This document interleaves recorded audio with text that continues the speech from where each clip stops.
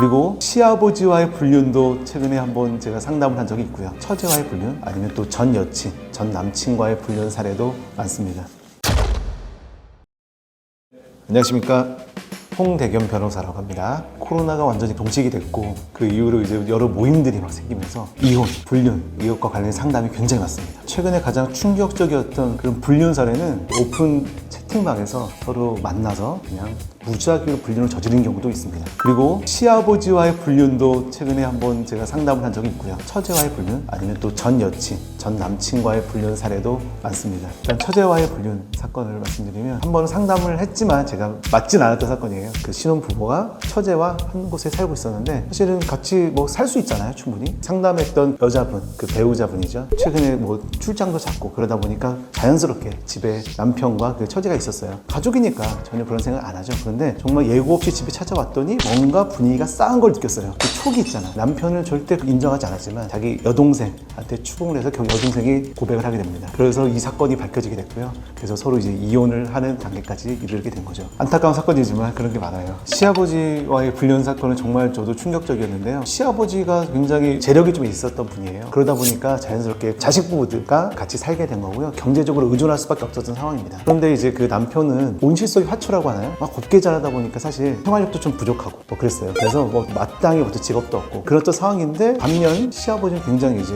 능력이 있었던 분이었거든요. 그러다 보니까 자연스럽게 그렇게 아무 이해가 안 돼요. 저는 전혀 말도 안 된다고 생각하는데 어떻게 호감을 느끼게 됐나 봐요. 그리고 시아버지도 사실은 적극적으로 며느리를 이렇게 했던 것 같습니다. 그래서 이게 사건이 된 적이 있고요. 저는 이혼했다고 얘기는 들었습니다. 그리고 아마 이게 너무나 충격적인 사건이기 때문에 가족끼리도 쉬쉬하고 넘어가서 결국 그렇게 마무리됐다고는 얘기는 들었었습니다.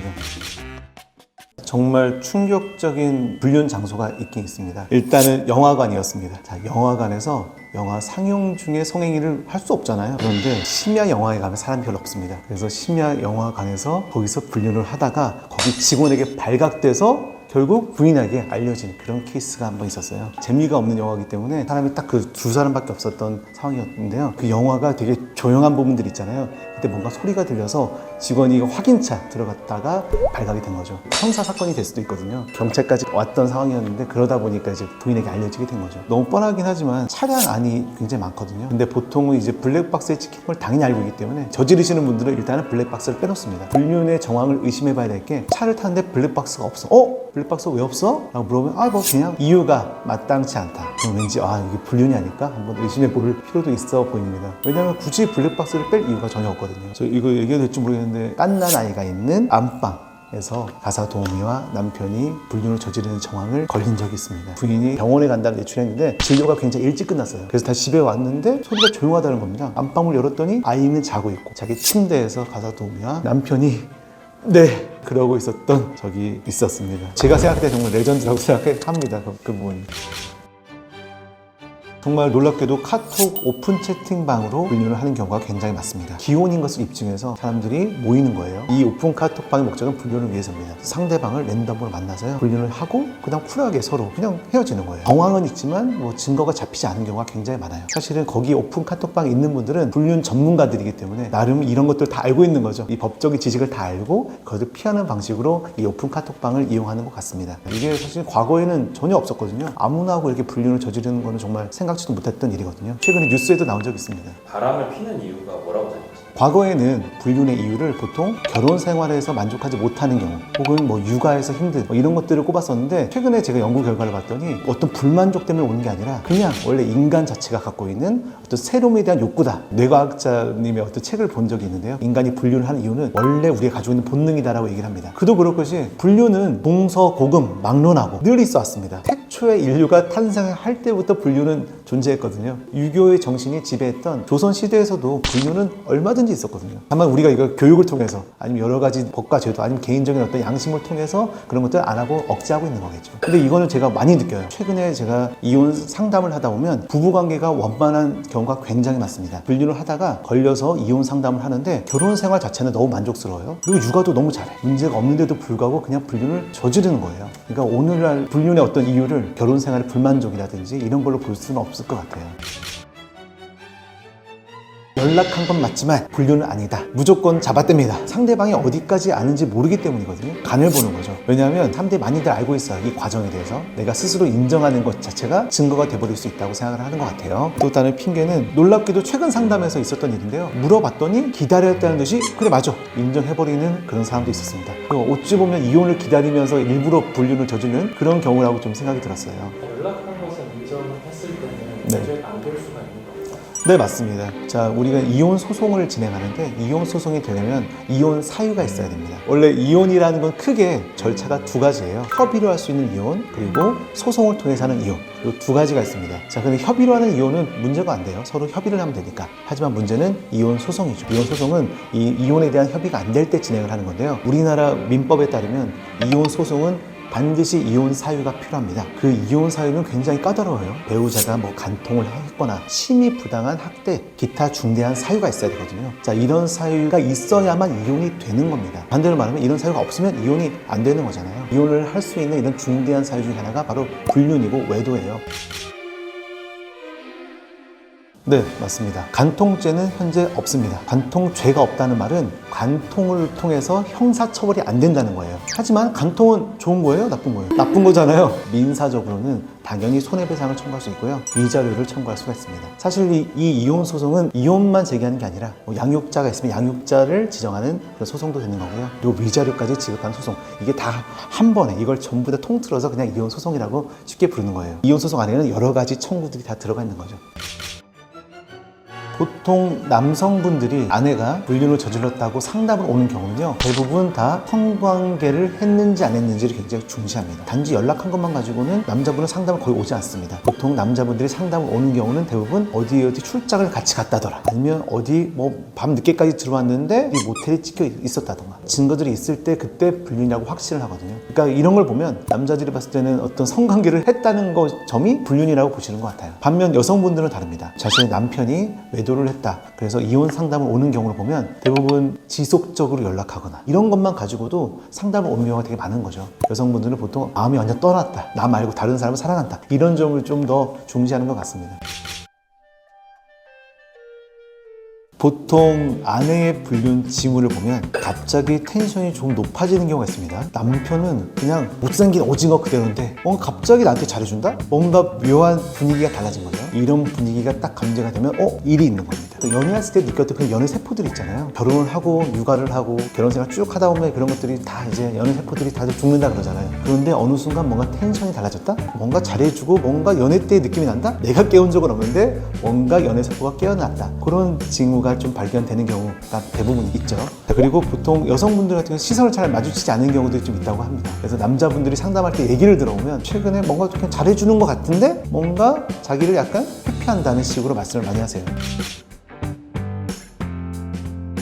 남자도 뜬금없이 갑자기 잘해준다? 이것도 약간 의심스럽습니다. 계기가 없는데 갑자기 잘해주는 경우는 잘 없거든요. 인간은 그렇게 쉽게 변하지 않습니다. 그리고 그러지 않던 사람이 핸드폰 자주 들여다보고 카톡을 자주 하는 경우가 있습니다. 보통 직장 다니시는 분들은 집에 오면 힘들잖아. 카톡 보기도 힘들어요. 그런데 집에 와서 너무 즐겁게 카톡을 하고 있다? 뭔가 다른 즐거움이 있는 거죠, 사실은. 일단 이혼이 되려면 혼인을 파탄내야 될 정도의 어떤 사유가 있어야 되는 거예요. 자, 그러려면 간통의 정황, 이게 아주 중요한 건데, 간통을 저지르는 장소가 보통은 모텔이기 때문에 모텔 숙박, 영수증이라든지 거기 결제했던 그 결제 내역들을 확보하시는 것이 가장 좋습니다. 일단 그래도 자기네들이 성행위를 안 했다고 주장하더라도요, 이건 정황상 남녀가 모텔에 들어갔다 나왔다는 것만으로도 이미 부정행위로 충분히 인정받을 수가 있거든요. 그리고 사실은 상대방과의 대화 내용입니다. 상간자와 배우자 간에 주고받았던 어떤 카톡 내용들이 있으면 가장 좋죠. 우연히 발견하는 경우가 되게 많은데요. 제가 맡았던 사례 중에 하나는 전혀 모르고 있었어요. 전혀. 노트북을 쓰려고 남편의 노트북을 켰는데 PC 카톡이 로그인이 돼 있었던 거예요. 그래서 그냥 별 생각 없이 호기심에 봤는데 뭔가 심상치 않은 카톡을 본 겁니다. 그래서 거기 들어가 봤더니 정말 내용이 가관이었어요. 벌벌 떨리고 너무너무 당혹스러운 상황이었는데 그래도 그분은 침착하게 사진을 다 찍어놨다고 합니다. 그래서 나중에 이 카톡 사진을 저한테 가져오셨는데요. 소송에서 굉장히 유리한 증거로 띄어졌죠. 실제로 위자료도 받고요. 이혼이 된 경우도 있습니다. 주변 사람들의 증언들도 굉장히 중요합니다.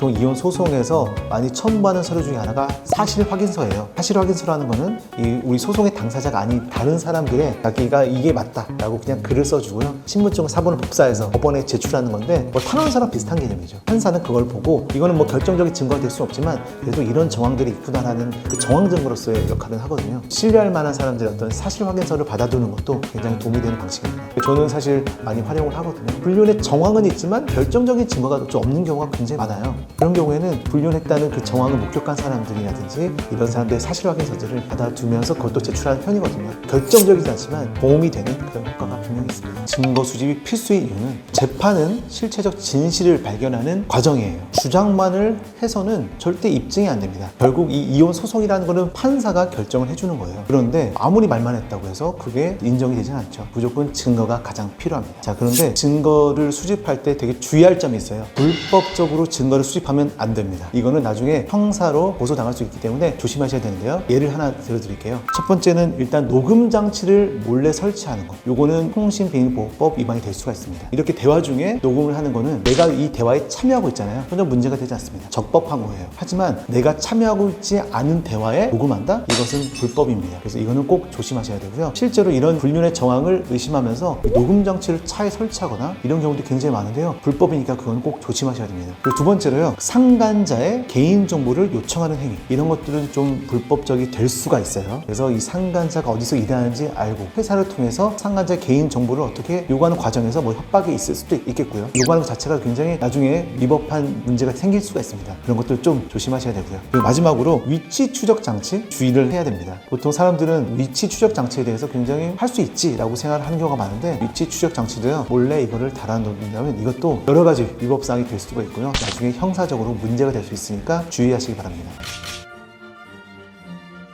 상대방이 불륜했다고 자기 탓이라고 생각하시는 분들이 있어요. 절대 여러분 탓이 아닙니다. 불륜한 사람 그 사람 탓이죠. 왜 여러분 탓인가요? 괜히 나 때문에 그런 게 아닐까? 내가 소홀해서 그런 게 아닐까? 아니야.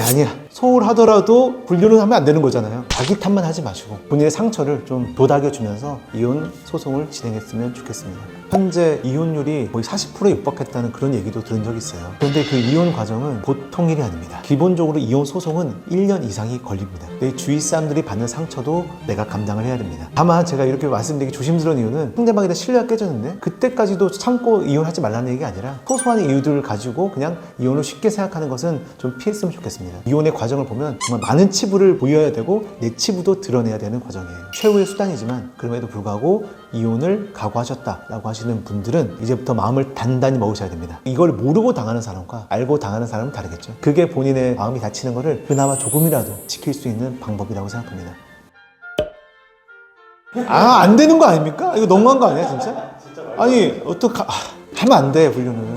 그리고 뭐 세롬에 대한 욕구라고 하는데 참 욕구대로 다 삽니까 이제? 그거 아니잖아요 사실. 상대방이 느끼는 그 상처는 정말 이루 말할 수 없거든요.